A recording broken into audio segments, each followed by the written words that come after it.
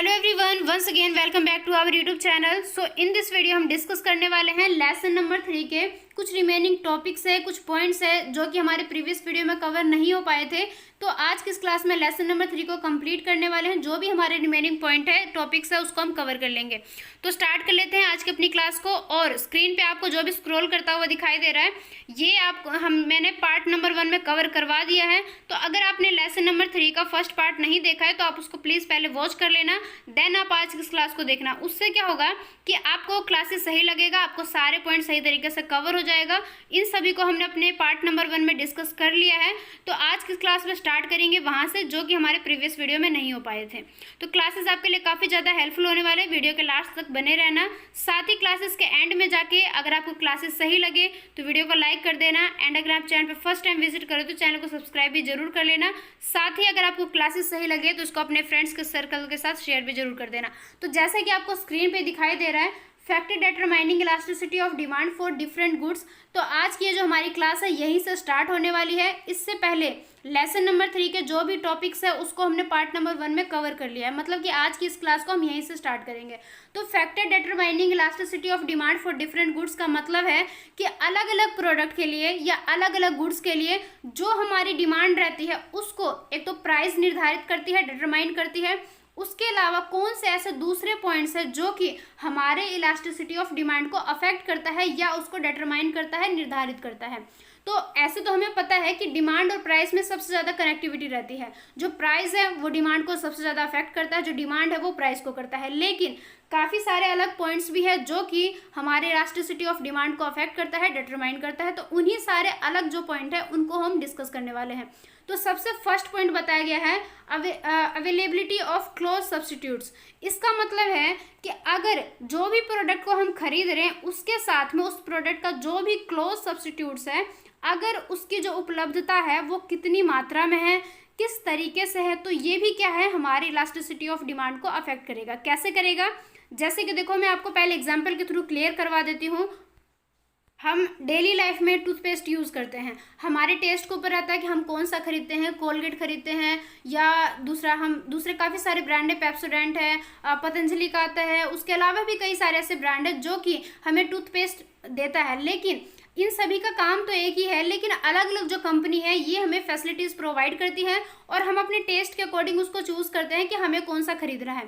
तो ये क्या है, जितने भी ऐसे ब्रांड है, मान लो पेप्सोडेंट है, कोलगेट है, ये दूसरे अलग जो पतंजलि के हैं और काफ़ी सारे अलग भी ब्रांड है, तो इन सभी का काम तो एक ही है। इसको हम अपने ब्रश मतलब मॉर्निंग में यूज़ करते हैं। लेकिन अगर इनके प्राइस की बात करें, मान लो हम कोलगेट को यूज़ करते हैं और कोलगेट का प्राइस काफ़ी ज़्यादा बढ़ गया, मतलब कि हमारे बजट से ही बाहर जा रहा, हम सोच रहे हैं कि हमारे लिए काफ़ी ज़्यादा कॉस्टली है। तो हम क्या करेंगे, तुरंत उसको छोड़ के दूसरा पतंजलि का खरीदने लगेंगे, या उसको छोड़ के हम दूसरा मैक्स फ्रेश खरीदने लगेंगे, या उसको भी छोड़ के हम किसी और को खरीदने लगेंगे।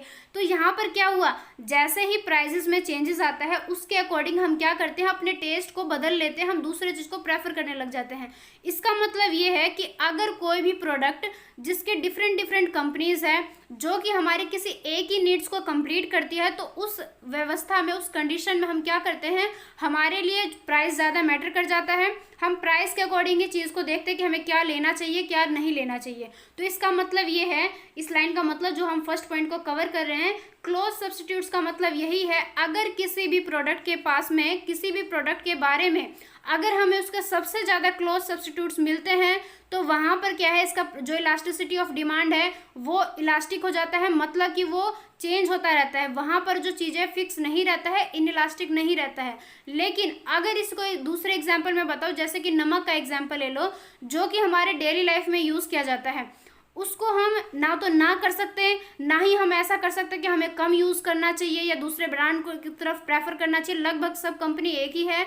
और जो सॉल्ट है, नमक जो है, वो हमारी डेली लाइफ का सबसे ज़्यादा इंपॉर्टेंट पॉइंट है। तो इसका जो एक इलास्टिसिटी ऑफ डिमांड है वो इनइलास्टिक हो जाएगा, मतलब कि इसके ऊपर कोई इफेक्ट नहीं आएगा। इसका प्राइस कितनी भी ज़्यादा बढ़े कितनी भी कम हो जाए हमारे लिए फ़र्क नहीं पड़ेगा, वो हमें डेली लाइफ में लेना ही पड़ेगा। इसका मतलब ये है, जो हमने फर्स्ट पॉइंट को देखा है कि क्लोज सब्स्टिट्यूट्स की जो उपलब्धता है ये हमारे डिमांड ऑफ इलास्टिसिटी को प्रभावित करेगा। देन उसके बाद जो सेकंड पॉइंट है करेक्टर ऑफ द कमोडिटी, कि जैसे काफ़ी सारे ब्रांड है, काफ़ी सारे प्रोडक्ट हैं, कुछ ऐसे प्रोडक्ट रहते हैं जो कि काफ़ी लग्जरी टाइप के रहते हैं, जो कि हमें काफ़ी सारी फैसिलिटीज़, काफ़ी सारी सुविधा प्रदान करते हैं। कुछ ऐसे प्रोडक्ट रहते हैं जो कि सिर्फ हमारे डेली लाइफ में यूज़ करने के लिए होते हैं, मतलब कि अगर हम चाहे तो उसको छोड़ भी सकते हैं। और कुछ लग्जरी प्रोडक्ट रहते हैं जिसके थ्रू जो पर्सन है अपनी अमीरी को या अपनी गरीबी को इस तरीके से प्रेजेंट करते हैं। तो इसका मतलब ये है करेक्टर ऑफ द कमोडिटी की, इस लाइन का मतलब ये है कि कोई भी ऐसा प्रोडक्ट, उसका जो करेक्टर है वो कैसा है, मतलब कि वो जो ब्रांड है, वो जो प्रोडक्ट है वो लग्जरी टाइप का है, डेली लाइफ का है, या उसका जो प्राइस है वो हाईली है या लो है, मतलब इस तरीके से वो कमोडिटी के बारे में करेक्टर बताता है। जैसे कि किसी भी पर्सन के करेक्टर को देख के हम पता लगाते हैं कि वो जो पर्सन है वो किस प्रकार का है, उसका स्वभाव कैसा है। जैसे हम उसके करेक्टर को देख के कहते हैं कि वो पर्सन काफ़ी ज़्यादा अच्छा है, नाइस पर्सन है, या वो सही नहीं है। तो इसी तरीके से अगर किसी प्रोडक्ट के बारे में उसके करेक्टर को हम देखते हैं कि वो किस टाइप का है, लग्जरी है, नॉर्मल है, तो इसी को हम कहेंगे करेक्टर ऑफ द कमोडिटी। जैसे कि अगर कोई ब्रांड या कोई भी प्रोडक्ट जो लग्जरी टाइप का है तो उसका जो इलास्टिसिटी रहेगा वो इनइलास्टिक रहेगा, मतलब कि वो हाईली कॉस्ट पे भी प्राइस के रहेंगे। तो उस कंडीशन में क्या रहता है, उसका जो इलास्टिसिटी वो इलास्टिक हो जाएगा, मतलब कि चेंजेस आते रहेंगे। पर्सन जो है, मतलब लोग जो चाहे तो उसको खरीद भी लेंगे, चाहे तो उसको आगे जाके खरीदने के लिए ऐसे सोच सकते हैं। लेकिन हमारे लाइफ में जो नेसेसरी चीज़ें हैं जिसको हमें लेना ही पड़ेगा, अदरवाइज हमारा काम नहीं चल सकता, तो वो जो प्रोडक्ट है उसकी जो इलास्टिसिटी है वो हो जाएगा इनइलास्टिक, मतलब कि उस प्रोडक्ट पे कोई भी प्रभाव नहीं पड़ेगा, हमें हर कंडीशन में उस चीज़ को खरीदना ही पड़ेगा। मतलब कि यहाँ पे यही लाइन गिवन किया गया है कि जो लग्जरी प्रोडक्ट रहते हैं वो इलास्टिक रहते हैं, और जो नेसेसरी चीज़ें हैं उसका जो इलास्टिसिटी है वो इनइलास्टिक हो जाता है। क्योंकि देखो, demand for necessary of life is usually inelastic while the demand for luxury is highly elastic. जो हमारे लग्जरी प्रोडक्ट है, लग्जरी प्रोडक्ट का मतलब ये है कि जिसके थ्रू जो पर्सन है अपनी अमीरी को प्रदर्शित करते हैं। मान लो हमको काफ़ी ज़्यादा कॉस्टली किसी सामान को खरीद के लाते हैं, लाइक बड़े बड़े सोफ़ा ले लेते हैं या कार ले लेते हैं, जो कि हमारे एक तरीके से अमीरी को प्रेजेंट करता है कि हमारे पास काफ़ी ज़्यादा अच्छा खासा रुपये है। तो ये क्या है, लग्जरी प्रोडक्ट है, तो उसका जो डिमांड है वो रहेगा इलास्टिक, मतलब कि अगर हम चाहे तो इन फ्यूचर भी खरीद लेंगे, ऐसा तो नहीं है कि उसके बिना हमारा काम नहीं चला। हम चाहे तो आज कार ले ले, चाहे तो आगे जाके ले ले, हमारे ऊपर डिपेंड करता है। लेकिन जो नेसेसरी चीज़ है वो आपको लेना ही पड़ेगा। जैसे कि नमक का एग्जाम्पल ले लो, वो हमारी डेली लाइफ का पार्ट है, उसके बिना काम नहीं चल सकता, वो नेसेसरी चीज़ है। इस वजह से उसका जो इलास्टिक है वो इनइलास्टिक हो जाएगा, मतलब कि उस पर प्रभावित नहीं पड़ेगा, वो बिल्कुल फिक्स रहेगा। उसका प्राइस कम हो जाए, ज़्यादा हो जाए, हमें फ़र्क नहीं पड़ेगा, हमें किसी भी तरीके से उसको लेना ही पड़ेगा। तो यही कहलाएगा हमारा character of the commodity. Level of price, इसका मतलब ये है कि किसी भी प्रोडक्ट का प्राइस कैसा है, मतलब कि वो अगर कोई भी प्रोडक्ट जो काफ़ी ज़्यादा हाईली है, मतलब उसका जो रेट है, प्राइस है, वो काफ़ी ज़्यादा हाई है या काफ़ी ज़्यादा लो है, तो उस कंडीशन में क्या है, जो उसका इलास्टिसिटी ऑफ डिमांड है वो यूजुअली लो माना जाएगा। क्यों माना जाएगा, क्योंकि अगर किसी भी प्राइस का जो कमोडिटी है या तो बहुत ही ज़्यादा हाई है या बहुत ही ज़्यादा लो है, तो वो उसके डिमांड को कम प्रभावित करेगा। कैसे करेगा, एग्जाम्पल ले लेते हैं पेंसिल का। जैसे कि जो पेंसिल है वो काफ़ी ज़्यादा लो प्राइस पे सेल किया जाता है, परचेज किया जाता है। तो उस कंडीशन में क्या है कि अगर मान लो कोई पेंसिल 5 रुपये का है, अगर वो प्राइस 5 से कम होकर 3 रुपये का भी हो जाएगा, तो उस कंडीशन में भी उसका जो डिमांड है वो काफ़ी ज़्यादा नहीं बढ़ेगा, मतलब कि उसकी जो क्वांटिटी है उसमें ना तो ज़्यादा कमी आएगी ना ज़्यादा वृद्धि आएगी, उसके प्राइस से इतना ज़्यादा फर्क नहीं पड़ेगा। लेकिन अगर हम दूसरा एग्जाम्पल ले लें, मान लो कार का, जो कि काफ़ी ज़्यादा लग्जरी है और काफ़ी ज़्यादा हाई प्राइजेस का है, तो उस कंडीशन में क्या है, अगर उसके प्राइसेस में कोई चेंजेस आता है तो एक मिडिल फैमिली के लिए लेना पॉसिबल नहीं हो पाता है। तो उस कंडीशन में क्या है, उसका जो डिमांड है वो इलास्टिक हो जाएगा, वो प्रभावित होगा, डिपेंड करेगा कि प्राइस कितनी ज़्यादा है। तो कहने का मतलब ये है कि थर्ड पॉइंट के थ्रू ये बताया गया है कि अगर किसी भी प्रोडक्ट का प्राइस या तो काफ़ी ज़्यादा हाई हो या तो काफ़ी ज़्यादा लो है, तो उनका जो इलास्टिसिटी है वो इलास्टिक रहता है। अगर प्राइस बीच का रहता है, मतलब कि उससे अफेक्ट पड़ता है लोगों की इनकम के ऊपर, मतलब लोगों के, मतलब किस तरीके से हम खरीद रहे चीज़ों के बारे में, अगर उससे प्रभावित पड़ रहा है तो वो हो जाएगा हमारा इलास्टिक। तो ये तो था हमारा थर्ड पॉइंट। देन उसके बाद जो नेक्स्ट पॉइंट है, importance of the commodity in the consumer budget. अब ये हमारे बजट की बात आ गई है, किसी भी कस्टमर के बजट के बारे में, कि अगर कोई भी जो प्रोडक्ट है, मान लो उसको हम खरीदते हैं बिल्कुल रेगुलर बेस पे और उसका जो प्राइस है थोड़ा सा हाई हो गया। अब हम ऐसा सोच रहे हैं कि इस प्रोडक्ट को खरीदना हमारे लिए सही नहीं है क्योंकि ये हमारे बजट से बाहर जा रहा है। तो हम क्या करेंगे, उस कंडीशन में किसी दूसरे प्रोडक्ट को खरीदना चाहेंगे जो कि हमारे उसी तरह के नीड्स को कंप्लीट करेगा। फॉर एग्जाम्पल, मान लो आप अपने घर में कोई चावल खरीद के लाते हो, वो उसका रेट है, मतलब कुछ भी हो सकता है, 30 रुपये है, 40 रुपये है, तो वो ठीक है, हम अपने डेली लाइफ में खरीद के लाते हैं। हम नॉर्मल से, मतलब एग्जांपल के थ्रू बस मैं आपको क्लियर करवाना चाहती हूँ, किसी दूसरे मीनिंग को यहाँ पे मत ले आना, मैं बस आपको एग्जांपल के थ्रू बता रही हूँ कि मान लो अगर किसी भी चावल का प्राइस 40 रुपीज़ है, हम उसको डेली लाइफ में खरीद के लेके आ रहे हैं। मान लो एकदम से जो प्राइस है वो 40 से लेके सीधा 80 हो गया। अब हम सोच रहे हैं जब 1 किलो चावल पे हमें 40 रुपये और ज़्यादा एक्स्ट्रा पे करना पड़ेगा तो ये हमारे बजट से बाहर चला जाएगा।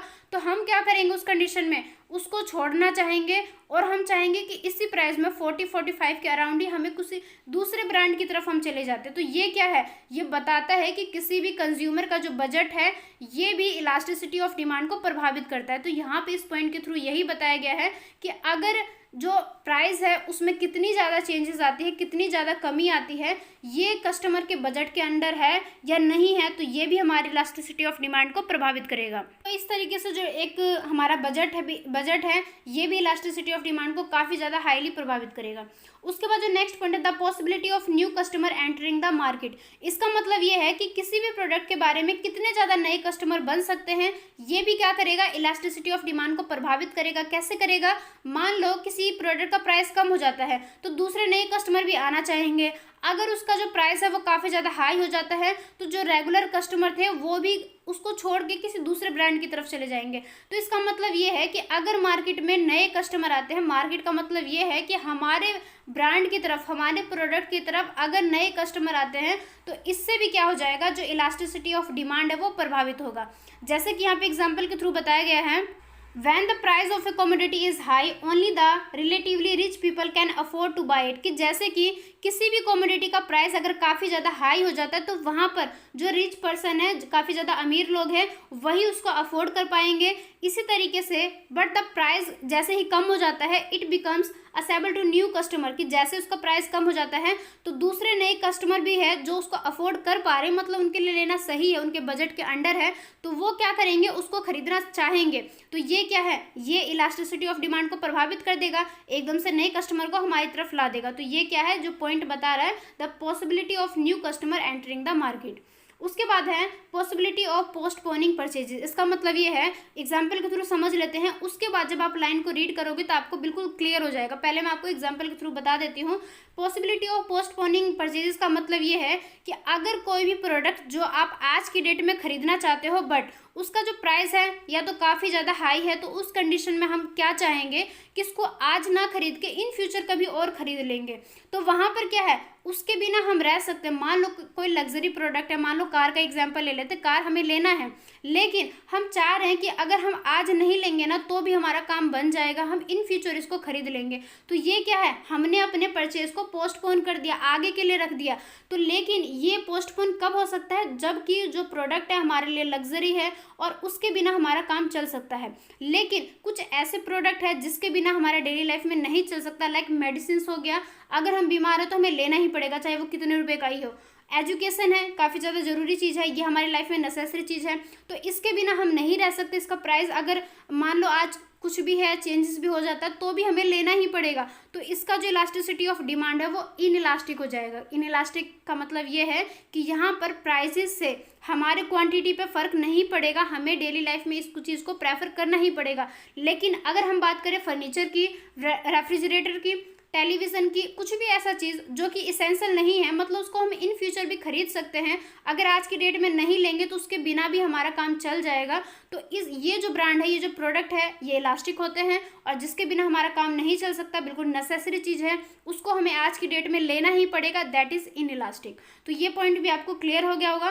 देन उसके बाद जो हमारा लास्ट पॉइंट है, the period of time under consideration. इसका मतलब ये है कि एक जो टाइम पीरियड है जिसके अंदर कंसिडरेशन को माना जाएगा, जैसे कि in the event of A rise of price in a good consumer real income is reduce, कि अगर जो कस्टमर है उसके इनकम में मान लो कमी आ जाती है, रिड्यूस का मतलब होता है कमी होना, कि अगर उसका जो इनकम है वो कम हो जाता है और मान लो उसी के साथ में ही जो प्राइस है वो बढ़ जाती है, तो इस कंडीशन में क्या होगा, ही इज़ मतलब वो क्या करेगा, रीएडजस्ट करना चाहेगा अपने कंजप्शन पैटर्न को। वो क्या करेगा, कंजप्शन को या तो बढ़ाएगा, मतलब प्राइसेस बढ़ गया तो बढ़ा नहीं सकता, लेकिन अगर प्राइसेस कम हो गए तो अपने कंजप्शन को बढ़ा सकता है। तो ये पीरियड ऑफ टाइम को बताएगा जिसके अंडर देखा जाएगा जो कस्टमर है वो अपने बिहेवियर में, अपने हैबिट में किस तरीके से चेंजेस ला के किसी भी प्रोडक्ट के बारे में अपने बिहेवियर को चेंज करता है।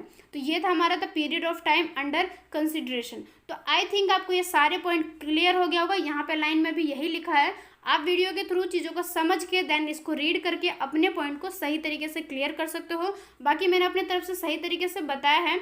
अगर इन पॉइंट में कहीं पे भी कोई भी कन्फ्यूज़न है तो आप कमेंट के थ्रू पूछ के मुझसे क्लियर कर लेना। मैं हर वीडियो में यही कहती हूँ और अब भी यही कह रही हूँ कि आपको कोई भी डाउट को नहीं रखना है, साथ साथ बिल्कुल क्लियर करते हुए जाना है। उसके बाद जो हमारा नेक्स्ट पॉइंट है cross elasticity and income elasticity of demand. कि अब हम पढ़ने वाले हैं जो किसी भी डिमांड मतलब किसी भी प्रोडक्ट की डिमांड के लिए जो हमारी इलास्टिसिटी है वो क्रॉस कब किस कंडीशन में रहती है, और जो हमारी इनकम इलास्टिसिटी है किसी भी डिमांड के लिए वो किस तरीके से उस पर डिपेंड करती है, या किस तरीके से इनमें जो कुछ चेंजेस होते हैं। तो इस पॉइंट को हम स्टार्ट करने वाले हैं। अब यहाँ पर जैसे कि अभी हमने डिस्कस किया कि कितने सारे ऐसे कमोडिटी है जिसके वजह से क्या होता है, जो हमारी डिमांड है वो प्रभावित होता है। वो चाहे वो कोई भी प्रोडक्ट हो, वो काफ़ी सारे अलग जो कमोडिटी होते हैं इसके ऊपर डिपेंड हो जाता है हमारे डिमांड। लेकिन जो मोस्ट इंपॉर्टेंट है वो कौन से 2 पॉइंट है, सबसे पहले तो गुड्स का प्राइस जो है वो, और सेकंड जो है कंज्यूमर का इनकम। ये 2 पॉइंट ऐसे हैं जो कि किसी भी प्रोडक्ट की डिमांड को सबसे ज़्यादा डिपेंड करता है, सबसे ज़्यादा प्रभावित करता है। तो ये जो 2 पॉइंट है जो कि सबसे ज़्यादा प्रभावित करता है किसी भी डिमांड को, इसी को हम समझने वाले हैं क्रॉस इलास्टिसिटी और इनकम इलास्टिसिटी में। तो सबसे पहले हम डिस्कस कर लेते हैं इनकम इलास्टिसिटी ऑफ डिमांड के बारे में। इनकम इलास्टिसिटी ऑफ डिमांड का पहले आपको मीनिंग पता होना चाहिए। इसका मतलब ये है कि किसी भी कंज्यूमर का अगर इनकम में कोई भी चेंजेस आ जाता है, कोई भी परिवर्तन आ जाता है, मतलब कि उनका इनकम पहले की तुलना में बढ़ जाती है या पहले की तुलना में कम हो जाती है, तो इसकी वजह से हमारा किसी भी प्रोडक्ट के लिए जो डिमांड घटती या बढ़ती है उसी को हम यहाँ पे डिस्कस करेंगे इस वाले कॉन्सेप्ट के अंदर, जिसका नाम है इनकम इलास्टिसिटी ऑफ डिमांड। तो इसका कुछ मेजरमेंट करने का एक तरीका है जो कि आपको स्क्रीन पे दिखाई दे रहा है, percentage change in the demand for x. X का मतलब यहाँ पे ये दिखाया गया है कि किसी भी प्रोडक्ट के लिए कोई भी हो सकता है, XYZ कुछ भी हो सकता है, चाहे वो हमारे खाने पीने का सामान हो, पहनने का सामान हो, मतलब कि हमारे घर में अगर कोई भी सामान अगर हम खरीद के लेके आ रहे हैं तो उस प्रोडक्ट के लिए हमारी जो भी डिमांड है उसमें जितना चेंजेस होता है वो, और बाई में रखेंगे percentage change in income of consumer की, उसी प्रोडक्ट के लिए जो कंज्यूमर का जो इनकम है उसमें अगर कोई भी चेंजेस आता है तो इसको हम कैसे मेजरमेंट करेंगे। जैसे कि यहाँ पे एग्जांपल के लिए बताया गया कि अगर मान लो जो इनकम है उसमें आपका 20% इंक्रीज हो जाता है, इंक्रीज का मतलब होता है बढ़ना, तो मान लो कि अगर उसका जो रियल इनकम है कंज्यूमर का पहले की तुलना में 20% बढ़ जाता है, तो इससे क्या होगा, the consumer demand for television sets increase by 10%। तो अगर हमारे इनकम बढ़ गया है तो हम किसी दूसरे प्रोडक्ट को खरीदना भी चाहेंगे, हम चाहेंगे कि कुछ नया चीज़ हमारे घर में आ जाए।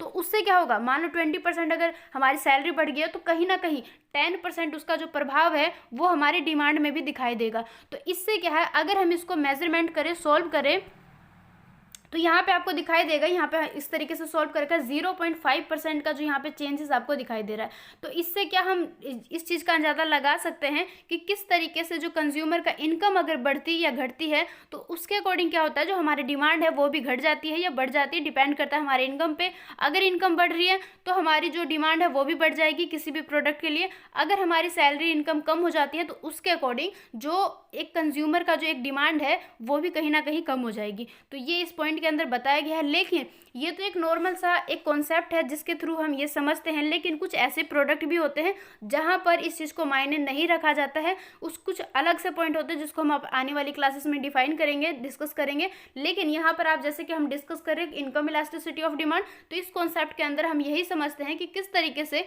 इनकम में चेंजेस आने से हमारी डिमांड किस तरीके से परिवर्तित हो जाता है। देन उसके बाद है क्रॉस इलास्टिसिटी ऑफ डिमांड। तो इसको कैसे मेजरमेंट करते हैं, percentage change the demand for x किसी भी प्रोडक्ट के लिए, बाई में हम क्या रखते हैं, percentage change in the price of Y. इसका मतलब ये है कि किसी भी प्रोडक्ट के लिए अगर उसके डिमांड में जितना चेंजेस होता है वो, और इसके बाई में हम किसी दूसरे प्रोडक्ट के प्राइस को रखेंगे। जैसे कि आपने पिछले क्लासों में पढ़ा होगा सब्स्टिट्यूट गुड्स और कॉम्प्लीमेंट्री गुड्स, ये मैंने पीछे की क्लास में डिफाइन कर रखा है, वहाँ से आप देख सकते हो। लेसन नंबर फर्स्ट में इसको हमने डिस्कस किया था। तो यहाँ पर ये बताया गया है दो प्रोडक्ट को एक साथ रखा गया है बाई में, मतलब कि किसी फर्स्ट जो हमारा सामान है, प्रोडक्ट है, उसमें कितना चेंजेस हो रहा है वो, और बाई में रखेंगे किसी सेकंड जो प्रोडक्ट है, सेकंड जो सामान है, उसमें प्राइस में कितना ज़्यादा चेंजेस आ रहा है। मान लो अगर कोई दो सब्स्टिट्यूट गुड्स है, अगर किसी भी सब्स्टिट्यूट गुड्स में मान लो कोई भी दो प्रोडक्ट है एक्स एंड वाई, अगर सब्स्टिट्यूट गुड्स में अगर 10% का रिडक्शन होता है, रिडक्शन का मतलब होता है कम होना, तो अगर 10% रिडक्शन होता है in the price of Y, तो अगर इसके अकॉर्डिंग क्या होता है, जो प्राइस वाई का है उसमें भी अगर चेंजेस आ जाता है, तो इसके अकॉर्डिंग क्या होगा, cause the demand for X to increase by 15%। तो इससे क्या हो जाएगा, जो प्रोडक्ट एक्स है उसके डिमांड में 15% का इंक्रीजमेंट दिखाई देगा, क्योंकि ये दोनों आपस में सब्स्टिट्यूट गुड्स है, और एक के प्राइस में अगर 10% की कमी दिखाई देगी तो दूसरे के प्रोडक्ट में एक्स मतलब जो भी परसेंटेज रहेगा वो आपको वृद्धि दिखाई देगा। और इसके साथ में अगर हम कॉम्प्लीमेंट्री गुड्स की बात करें तो इसमें क्या होता है, जो रिडक्शन इन द प्राइस, अगर किसी एक के प्राइसेस में कमी आ जाती है या वृद्धि आ जाती है, मान लो यहाँ पर हम रिडक्शन की बात करते हैं कि अगर कमी आ जाती है तो उसके कारण क्या होगा, the demand for the other complementary goods to increase, तो दूसरे कॉम्प्लीमेंट्री गुड्स के डिमांड में वृद्धि हो जाएगी। तो इससे हम क्या कह सकते हैं कि अगर सब्स्टिट्यूट गुड्स की हम बात करें तो अगर किसी एक के प्राइसेस में गुड चेंजेस आता है तो वो उसके सेम डायरेक्शन में जाएगा। लेकिन अगर हम कॉम्प्लीमेंट्री गुड्स की बात करें तो अगर उसमें किसी एक में चेंजेस आता है तो दूसरे प्रोडक्ट में उसके अपोजिट डायरेक्शन में चेंजेस आएगा। तो इसी को हम कहते हैं क्रॉस इलास्टिसिटी, क्योंकि आपस में ये क्रॉस हो जाती है, एक दूसरे के अपोजिट चली जाती है। तो यही मेन है सब्स्टिट्यूट गुड्स के बारे में और कॉम्प्लीमेंट्री गुड्स के बारे में। इसके बाद जो हमारा नेक्स्ट टॉपिक है some theories about elasticity of demand. इसका मतलब ये है कि जैसे कि अगर कोई भी एक टॉपिक है, कॉन्सेप्ट है, जिसके बारे में अलग अलग जो टीचर्स होते हैं वो आपको क्लासेस प्रोवाइड करती है, सेम ऐसे ही जो इलास्टिसिटी ऑफ डिमांड है उसके बारे में काफ़ी अलग अलग अर्थशास्त्री ने अलग अलग तरीके से इस चीज़ को डिफाइन कर रखा है। तो ये भी वही टॉपिक है, इलास्टिसिटी ऑफ डिमांड ही है, लेकिन इसको अलग तरीके से डिफाइन किया गया है। तो इसको भी हम डिस्कस कर लेते हैं, क्योंकि एग्जाम के रिगार्डिंग ये भी काफ़ी ज़्यादा इंपॉर्टेंट है। तो सबसे पहले हम कैसे डिस्कस करेंगे, जो हमारा फर्स्ट पॉइंट है, value of point elasticity various from 0 to infinity along A downward sloping straight line demand curve. तो पहले हमारा फर्स्ट पॉइंट है। अब आपको यहाँ पे कुछ रेनबो दिखाई देंगे, मतलब कि आप सोचोगे कि मैम ने ये रेनबो टाइप में क्या दिखा रखा है हमें, तो ये मैंने इसलिए दिखा रखा है ताकि अगर मैं आपको एक नया अलग अलग कॉन्सेप्ट जो समझाना चाहूँगी तो आपको हर एक कॉन्सेप्ट बिल्कुल क्लियर तरीके से समझ में आ जाए। कहने का मतलब मेरा ये है कि जैसे ही मैं एक नया पॉइंट बताऊंगी वो आपको बिल्कुल, जैसे हम कोई भी चीज़ फ्रेश रूप में फ्रेश तरीके से लेते हैं, सेम वैसे ही आपको हर एक कॉन्सेप्ट को बिल्कुल क्लियरली बिल्कुल ऐसा लेना है कि आपको बिल्कुल समझ ही आ जाए, बिल्कुल कोई भी कन्फ्यूज़न ना हो। इस वजह से मैंने यहाँ पे हाईलाइटिंग के थ्रू हर पॉइंट को अलग अलग कलर के थ्रू बता रखा है, ताकि हर पॉइंट आपको सही तरीके से समझ आ जाए। इसको मैं आप डिफाइन कर देती हूँ जिस तरीके से आपको समझ आ जाएगा। तो सबसे पहले आपको यहाँ पे कुछ रेनबो दिखाई दे रहा है जिसके थ्रू आपको क्लियर होगा। तो सबसे पहले यहाँ पे पहले आप इसके डायग्राम को देख लीजिए कि इसके थ्रू आपको पहले क्लियर होगा कि यहाँ पे ए पॉइंट पे ई इक्वल में 1 दिखा रखा है, यहाँ पे आपको ई ग्रेटर देन दिखाई दे रहा है, यहाँ पे आपको इन्फिनिटी दिखाई दे रहा है, यहाँ पर आपको 1 दिखाई दे रहा है जो ई से बड़ा है, यहाँ पे आपको ई जो है इक्वल दिखाई दे रहा है 0 के। ये तो हमारा नॉर्मल होता है जब हमें इलास्टिसिटी ऑफ डिमांड के बारे में बिल्कुल नॉलेज नहीं रहता है, तो हम इस तरीके से चीज़ों को देखते हैं, समझते हैं। लेकिन अब हम इसको डिस्कस करने वाले हैं कि इलास्टिसिटी कब है, यूनिट इलास्टिसिटी कब है, इन्फिनिटी कब है, 0 कब है। तो इन्हीं पॉइंट को अब हम डिस्कस करने वाले हैं। तो सबसे पहले जो आपको मिडिल पॉइंट दिखाई दे रहा है ए, यहाँ पे जैसे कि आपको दिखाई दे सकता है, ये जो ए पॉइंट है यहाँ पर क्या बताया गया है कि यहाँ पर जो आपका डिमांड कर्व है, वो जो इलास्टिसिटी ऑफ डिमांड है वो यूनिट है, मतलब कि ई जो है वो 1 के इक्वल है।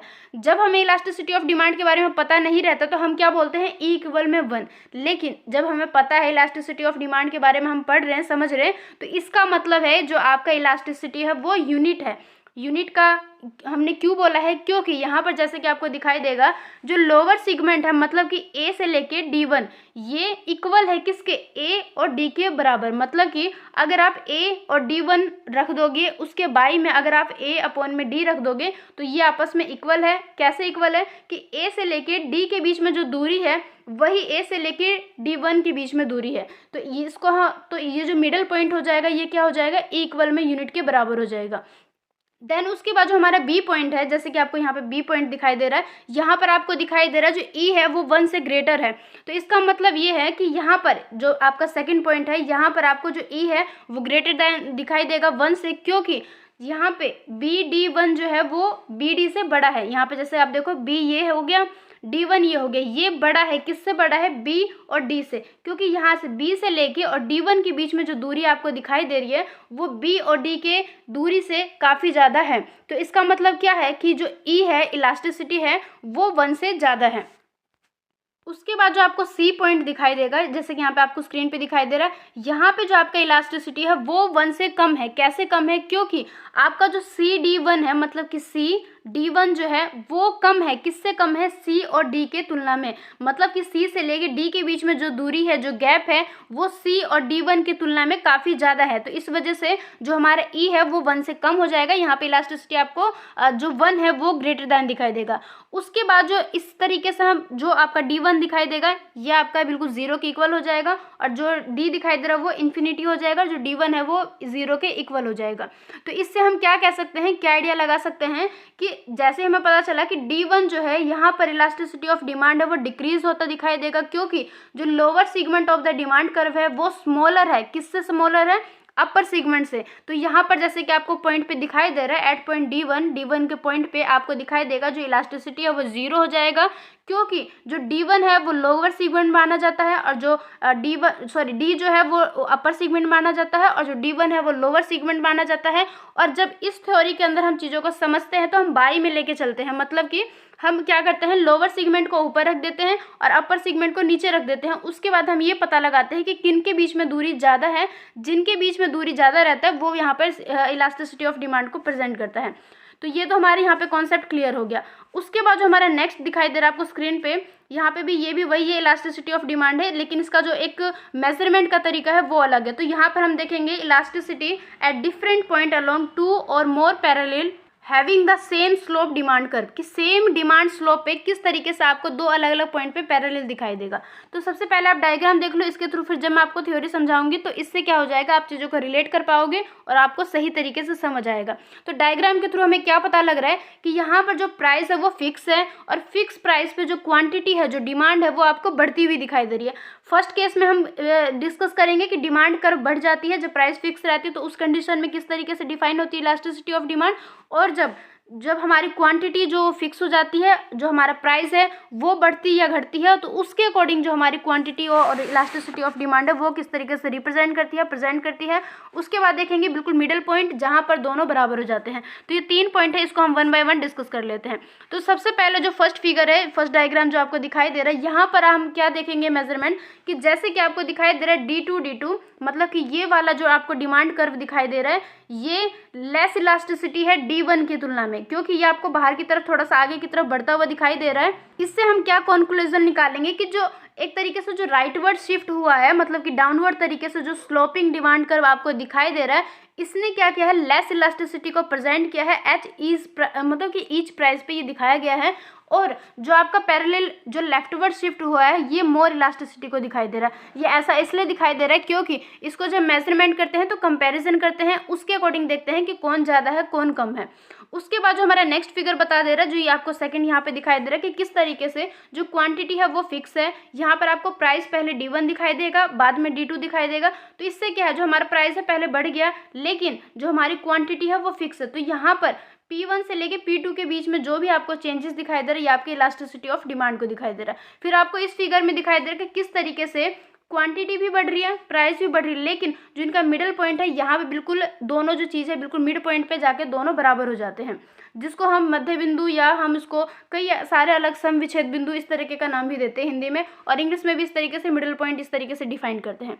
उसके बाद जो हमारा नेक्स्ट थर्ड पॉइंट है, value of elasticity of downward sloping straight line demand curve originating from the same point on the price axis. तो सबसे पहले हम डिस्कस करने वाले हैं, यहाँ पर आपको डायग्राम देख लीजिए कि इस तरीके से डायग्राम को के थ्रू बताया गया है।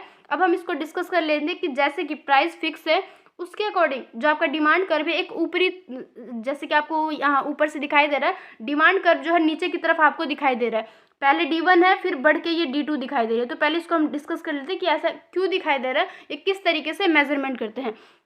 तो सबसे पहले यहाँ पे देखो P2 और D2 बाय में P2 अपॉन में D। तो जैसे कि यहाँ पे आपको स्क्रीन से दिखाई दे रहा है, आपको जो P2 है, मतलब कि ये जो, एक मिनट में आपको थोड़ा सा जूम करके दिखा देती हूँ। जो ये आपको ये P2 दिखाई दे रहा है और ये D2 दिखाई दे रहा है, इसके कंपैरिजन में अगर इसके हम तुलना में देखते हैं, जो P2 है और ये D है, ये ऊपर वाला सेगमेंट जो आपको नीचे वाले सेगमेंट से थोड़ा सा ज़्यादा बड़ा दिखाई दे रहा है। उसके बाद जो P1 है और ये जो D1 है, ये और P1 अपॉन में ये D, ये आपस में दिखाई दे रहा है कि किस तरीके से ये वाली लाइन इसके इक्वल मानी जाएगी और ये वाली लाइन जो है इसके इक्वल मानी जाएगी। अगर आपको समझ नहीं आ रहा तो रुको, मैं एक बार पहले मैं आपको थ्योरेटिकली रूप से समझा देती हूँ, जिससे आपको सही तरीके से क्लियर हो जाएगा। पहले हम क्या करेंगे, P2 D2 अपॉन में P2 D2 रखेंगे, ये तो मैंने आपको बता दिया। ये किसके इक्वल माना जाएगा, P1 D1। पहले मैं आपको दिखा भी देती हूँ साथ साथ, जो P1 है ये और D1 जो है ये, इसके अपॉन में हम रखेंगे P1 और D को, मतलब कि इस वाली लाइन को P1 और D के अपॉन में, मतलब कि नीचे वाले पॉइंट्स को ऊपर रख दे रहे हैं हम न्यूमरेटर पे, और जो ऊपर वाला भाग है इसको हम रख देंगे डिनोमिनेटर पे, डिनोमिनेटर पे। उसके बाद हम क्या करेंगे, इसको हम किसके इक्वल मानेंगे, OP और PD के बराबर, मतलब कि यहाँ O और P इसके बराबर मानेंगे और P और D के इक्वल में मानेंगे। तो इसको जब हम सॉल्व करेंगे थोड़ा सा और सही तरीके से लेंगे कि हम मेजरमेंट करेंगे कि elasticity of D2 eight P2, मतलब कि P2 जो पॉइंट है वहाँ पर जो D2 जो एक इलास्टिसिटी ऑफ डिमांड को किस तरीके से बताएगा। तो यहाँ पर हम मेजरमेंट करेंगे P2 D2 अपॉन में P2 और D के बराबर में। तो यहाँ पर आपको इलास्टिसिटी दिखाई देगा, जो P2 है और P1 है, इसका इलास्टिसिटी जो आपको सेम पॉइंट पे दिखाई देगा। उसके बाद जो सेकंड फिगर है, सेकंड डायग्राम है, इस पे थोड़ा सा अलग है, यहाँ पे क्वांटिटी फिक्स है। इसके अकॉर्डिंग यहाँ पे डिमांड को दिखाया गया है कि किस तरीके से जो P2 है और ये D2 है, इसके अपॉन में रख देंगे हम P2 और D को, और P1 और D1 के अपॉन में रख देंगे P1 और D को। इसके बाद में यहाँ पे आपको स्क्रीन पे भी यहाँ पे दिखाई दे रहा है कि ये इक्वल हो जाएगा Q D2 के और OQ के बारे में। जिसको आप इस बार सही तरीके से डिफाइन करोगे, मतलब कि सही तरीके से एक बार आप इसको देखोगे और साथ साथ इसमें भी पहले देखोगे, मतलब कहने का मतलब मेरा ऐसा है कि जैसे कि P2 D2 मैंने पहले बोल दिया, तो पहले आपको देखना भी है साथ साथ डायग्राम में कि ये कहाँ पर दिखाया गया है। सिर्फ इनको आप मत पढ़ना है ना, तो नहीं तो ये सारे चीज़ जो है बिल्कुल दिमाग से ऊपर जाने लगेगा। आपको क्या करना है, जैसे आप कोई भी अल्फ़ाबेट को पढ़ोगे सेम यहाँ पर देखोगे कहाँ पर रिप्रेजेंट किया गया है। इससे क्या होगा, आपको इलास्टिसिटी ऑफ डिमांड जो है बिल्कुल सही तरीके से क्लियर हो जाएगा, और इसको सही तरीके से एक बार और ज़्यादा सही तरीके से देखने के बाद आपको कंक्लूजन मिल जाएगा कि यहाँ पर जो इलास्टिसिटी ऑफ डिमांड है P2 के बराबर में, यहाँ पर P2 पे ये ग्रेटर देन है इलास्टिसिटी ऑफ P1 के, मतलब कि जो P1 वाली जो आपको लाइन दिखाई दे रहा है, इसकी जो इलास्टिसिटी है वो P2 के कंपैरिजन में ज़्यादा ग्रेटर देन है। उसके बाद जो हमारा फोर्थ पॉइंट है, downward sloping straight line demand curve meeting the quantity axis as the same point. अब हम पढ़ने वाले कि सेम पॉइंट पर, जैसे कि एक मिडिल पॉइंट होता है जहाँ पर जाके जो दोनों पॉइंट है आपस में बराबर रहते हैं। तो यहाँ पर भी इसी तरीके से दिखाया गया है इन द फिगर, मतलब इस फिगर में, इस डायग्राम में देखेंगे हम कि जो P2 और D है इसके अपॉन में रख देंगे P2 D2। जैसे मैं आपको स्क्रीन पर साथ साथ पहले दिखा भी देती हूँ, P2 और D, मतलब कि P2 और D, ये हो गया हमारा न्यूमरेटर पे, और डिनोमिनेटर पे रहेगा P2 और D2, मतलब कि P2 ये वाला और D2 ये वाला, मतलब कि नीचे वाले सेगमेंट को हम रख देंगे ऊपर, और जो ऊपर वाला जो सेगमेंट दिखाई दे रहा है इसको रख देंगे हम नीचे। उसके बाद में आप ये किसके इक्वल माना जाएगा, ये जो आपको सेकंड डिमांड कर्व दिखाई दे रहा है, मतलब P1 और D अपॉन में P1 और D1, मतलब इसके हम बाई में रख देंगे। उसके बाद हम ये देखेंगे कि ये इक्वल है QD अपॉन में OQ के बराबर में। तो यहाँ पर आपको दिखाई देगा स्क्रीन पे कि जो हमारा QD है, क्यू डी अपॉन में ओ क्यू, मतलब कि यहाँ पर आपको दिखाई देगा यहाँ पे क्यू और डी अपॉन में क्यू और ओ के बराबर में। तो ये इस तरीके से हम मेजरमेंट करते हैं कि कौन सा लाइन कौन सा सेगमेंट जो आपस में बराबर है, इससे हम पता लगाते हैं कि इलास्टिसिटी ऑफ डिमांड कहाँ पर ज़्यादा है कहाँ पर कम है। उसके बाद ये ये आ जाता है पॉइंट जहाँ पर जो डिमांड कर्व है आपस में आपको इलास्टिसिटी ऑफ डिमांड बढ़ती घटती दिखाई देगी, मतलब कि प्राइसेस भी आपको बढ़ते हुए दिखाई देंगे, इसके अकॉर्डिंग जो हमारी डिमांड है वो भी बढ़ती हुई दिखाई देगी। लेकिन जो इनका एक मिडिल पॉइंट है यहाँ पर आके दोनों बराबर हो जाते हैं, जैसे कि इसमें बताया गया है P Q is the same for D1 कि D1 और ये D1 इनके लिए बराबर है, एज वेल एज ऐसे ही D2 है। तो मतलब सिंपल हो गया, ये पहले बताया गया कि फिगर में डायग्राम में किस तरीके से पहले सबसे पहले जो लाइन है उसको पहले प्रेजेंट किया गया है। उसके बाद बताया गया है कि जो वैल्यू ऑफ इलास्टिसिटी है will very on the value of DP और DP, मतलब कि यहाँ पर आप देखो D1 पे और D1 पे इसके अकॉर्डिंग क्या होगा, जो ये जो DP है वो ग्रेटर देन हो जाएगा D2 के बराबर में, और यहाँ पे दिखाई देगा ये आपको फ्लैटर कर्व दिखाई देगा, और जो D1 है ये थोड़ा सा स्टेपर दिखाई देगा। इसके अकॉर्डिंग क्या होगा, जो इलास्टिसिटी ऑफ D2 है, मतलब कि ये वाली जो लाइन है D2 वाली ये आपको ग्रेटर देन दिखाई देगी P पॉइंट पे, मतलब कि जो P पॉइंट है यहाँ पर आपको D2 वाली लाइन जो ग्रेटर देन दिखाई देगा किसके कंपेरेटिवली में, D1 के बराबर में। मतलब कि अगर हम D को और D2 को आपस में कंपैरिजन करें तो जो D2 वाली लाइन है ये आपको ज़्यादा मोर इलास्टिसिटी को प्रेजेंट करेगा, कौन से पॉइंट पे, P पॉइंट पे। तो आई थिंक आपको अब समझ आ गया होगा कि किस तरीके से मोर इलास्टिसिटी कब रहता है, लेस इलास्टिसिटी कब रहता है, और कौन सा ऐसा पॉइंट आता है जहाँ पर जाके दोनों बराबर हो जाते हैं। तो अब आपको यहाँ पे इंटेक्स क्वेश्चन दिखाई दे रहे, फिल इन द ब्लैंक्स दिखाई दे रहा, मतलब कि यहाँ से हमारे एक्सरसाइज स्टार्ट हो गए हैं। तो दोनों क्लासेस लेने के बाद, मतलब कि पार्ट 1 और पार्ट 2 दोनों क्लासेस को लेने के बाद अब जाके आप इन क्वेश्चन को ईजिली सॉल्व कर सकते हो, और इस लेसन में से अगर कोई भी क्वेश्चन आता है तो आप उसको सही तरीके से अटेम्प्ट कर सकते हो, आंसर को लिख सकते हो। तो आई होप क्लासेस आपके लिए हेल्पफुल हुआ होगा। अगर आपको वीडियो सही लगे, क्लासेस के थ्रू आपके कॉन्सेप्ट क्लियर हुआ होगा तो वीडियो को लाइक कर देना। साथ ही अगर आप चैनल पर फर्स्ट टाइम विजिट करो चैनल को सब्सक्राइब भी जरूर कर लेना। और सबसे मोस्ट इंपॉर्टेंट पॉइंट कि अगर क्लासेस के बीच में कहीं पर भी कोई कन्फ्यूजन हो गया होगा तो प्लीज़ उसे पूछ के अपने जो आपका कोई भी डाउट हो तो उसको क्लियर कर लेना, क्योंकि मैं जानती हूँ कि इस वाली क्लासेस में थोड़ा सा डाउट हो ही जाता है, क्योंकि एक ही पॉइंट बिल्कुल क्लास से मतलब ऐसा हो जाता है कि माइंड से बाहर हो जाता है, क्योंकि यहाँ पर अल्फ़ाबेट इतने ज़्यादा थोड़े से ऐसे हो जाते हैं कि काफ़ी ज़्यादा कन्फ्यूजन क्रिएट हो जाता है। जैसे हम बार बार P2 D2 इस तरीके से पढ़ते हैं तो थोड़ा सा हो जाता है। लेकिन जो आपको क्लासेस सही तरीके से मैंने प्रोवाइड कर दिया, बट फिर भी अगर कोई भी डाउट हो तो आप कॉमेंट के थ्रू पूछ सकते हैं एंड अपने डाउट को क्लियर कर सकते हो।